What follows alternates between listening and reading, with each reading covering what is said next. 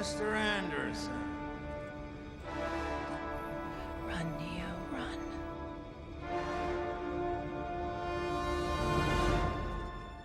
What is he doing? He's beginning to believe.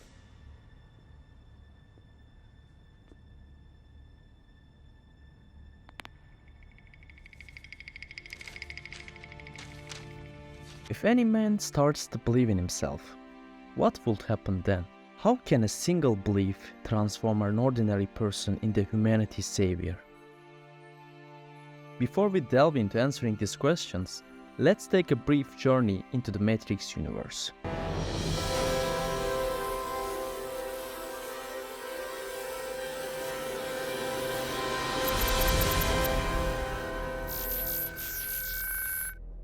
Thomas Anderson worked as a computer programmer at Metacortex, which is one of the world's leading software companies.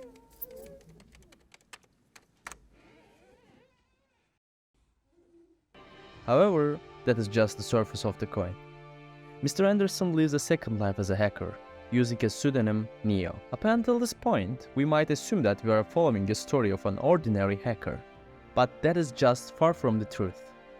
Neo is dissatisfied with his current life and he is in search of something more. As Morpheus later tells him, Neo senses that something is wrong in the world, but he struggles to comprehend the exact nature of it. The core issue lies in living a life devoid of freedom. Neo goes to work in the same routine every day and continues the hacking at night. And he knows that he could experience something more. This is not what he wants.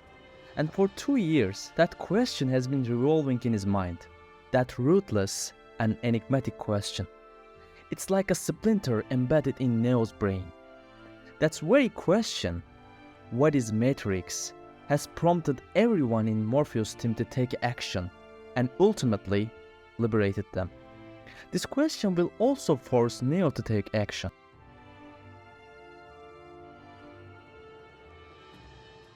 There can be various definitions for what the Matrix is. The Matrix is control. It is the reality that everyone is a slave. The Matrix is a prison in our minds. It's a world that prevents us from seeing truth.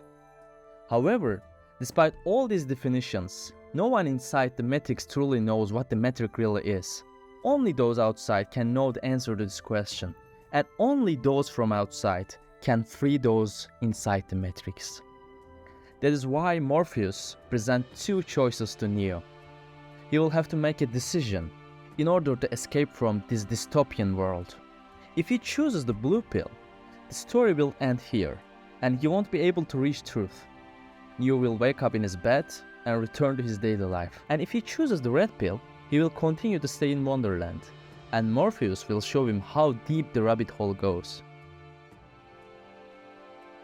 Back in 1965, author Lewis Carroll, who was also a mathematician, wrote a book called The Alice Adventures in Wonderland. The rabbit hole metaphor used in that book was no accident when it later appeared in The Matrix.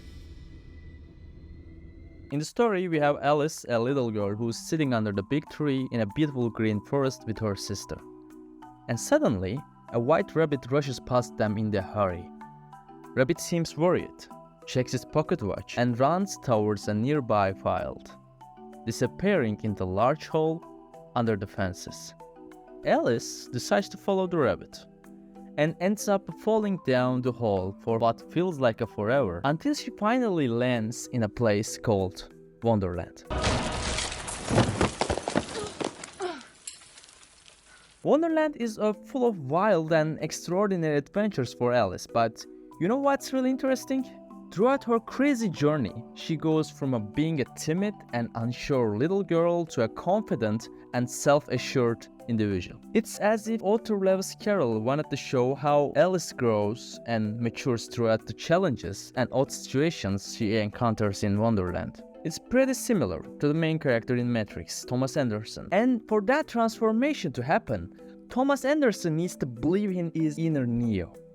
And that brings us to the core theme of The Matrix: belief.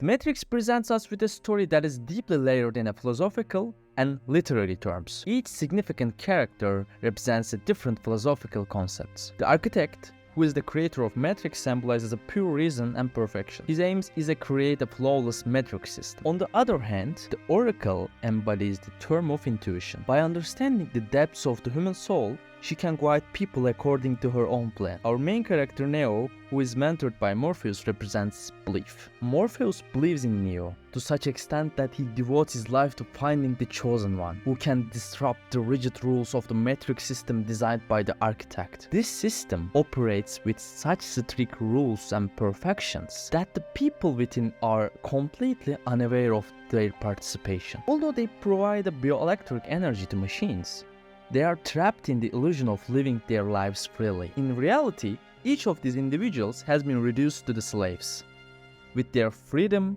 and lives stripped away.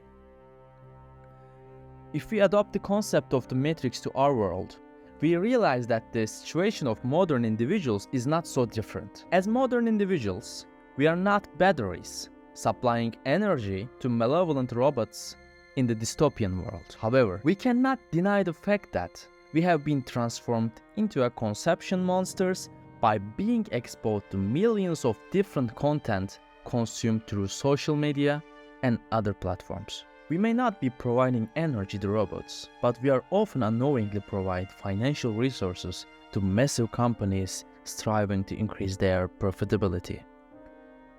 Why do we do this? Is it because we want to, or we are forced to do so? To answer these questions, let's start by understanding how companies fundamentally operate. Companies design their advertisements along with their marketing strategies to make us like their products. These advertisements take place in such a colorful and vibrant world that they manage to influence the viewers and evoke emotional responses. The viewer unknowingly starts developing a positive feelings towards the products, brands, and companies.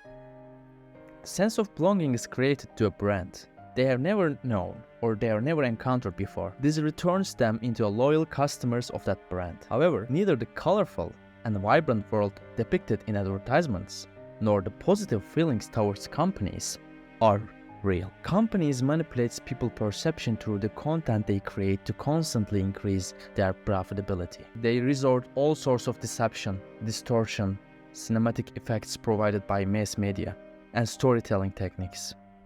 These techniques enable them to rapidly expand their customer base and create loyal customers. In the words of Morpheus, they create slaves within their systems. We mentioned earlier that the story of the Matrix draws inspiration from various philosophical ideas, but one of the most important ones is Baudrillard's simulation theory. In fact, the directors of the film, the Wachowski siblings, requested that everyone on the set read Baudrillard's book Simulacra and Simulation. According to Baudrillard, due to the hyperreality created by today's mass media technologies, it's now impossible to reach reality. Literally impossible. The media has normalized lies to such extent that our connection with reality has been irrevocably severed. Everyone and everything in power use media to create their desired perception within human communities and enhance their own power. In essence, we as humans have been disconnected from the world of reality and trapped in the world of perceptions. And that is exactly how the story of Matrix is constructed. Millions of people believe they are living their own lives, when in fact, the truth is quite different.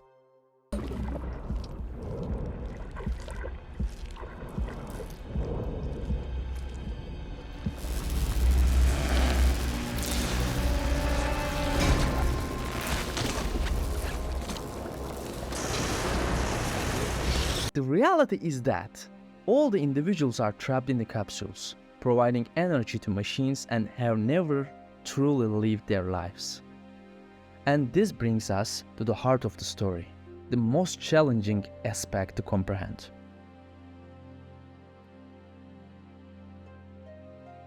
In this dystopian world, how does a Morpheus believe in the possibility of humanity's liberation? And why Does he seek to achieve this liberation not through the rational plans, but putting his faith in a prophecy and chosen individual?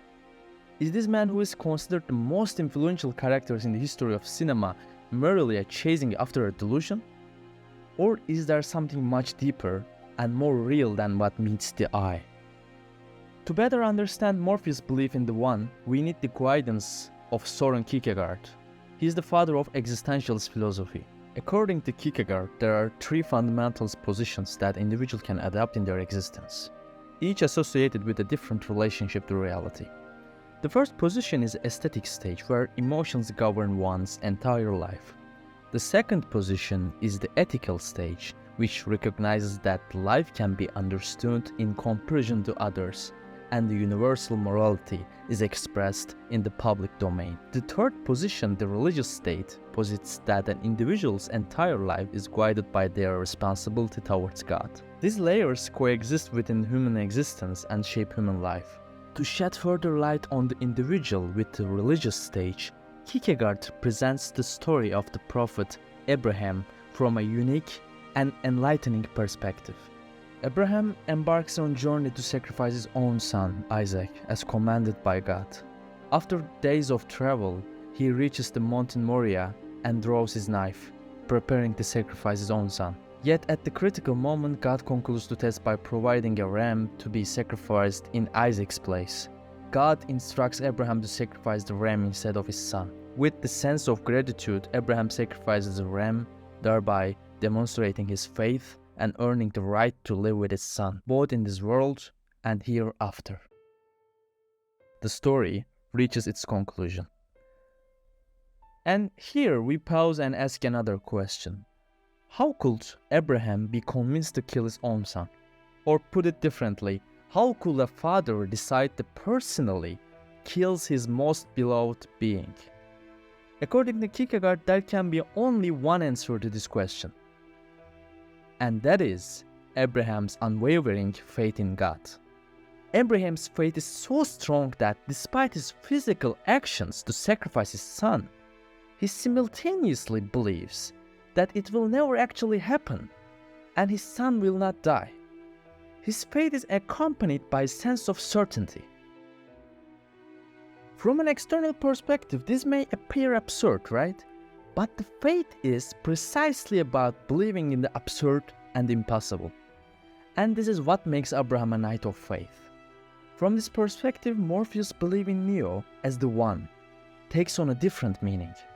While Commander Locke and the rest of the crew make strategic plans against the machine army, Morpheus and his team endeavor to fulfill the prophecy as foretold by the oracle.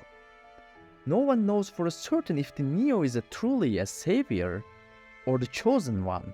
However, they believe it, and that belief is enough for them.